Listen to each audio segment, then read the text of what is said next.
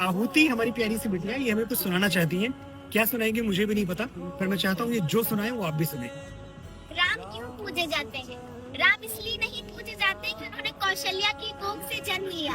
राम इसलिए पूजे जाते हैं क्योंकि उन्होंने वनवास करने वाली कैकई को भी कौशल्या जितना आदर दिया।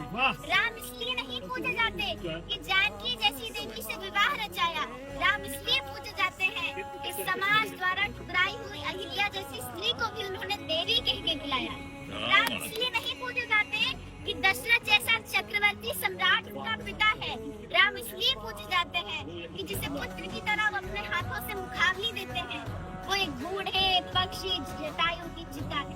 राम इसलिए नहीं पूजे जाते कि उन्होंने सोने की लंका जीत ली। राम इसलिए पूजे जाते हैं कि अपनी अयोध्या के लिए, अपनी मातृभूमि के लिए, अपने बाहुबल से जीती हुई सोने की लंका उन्होंने त्याग दी। राम इसलिए नहीं पूजे जाते कि उन्होंने रावण की नाभि में तीर भेज दिया। राम इसलिए पूजे जाते हैं कि इस प्रकांड विद्वान से जीवन की शिक्षा लेने के लिए उन्होंने लक्ष्मण को उसके चरणों में भेज दिया। राम इसलिए नहीं पूजे जाते कि वो भगवान थे। राम इसलिए नहीं पूजे जाते क्योंकि वो भगवान थे। राम इसलिए पूजे जाते हैं क्योंकि वो मर्यादा में रहने वाले इंसान।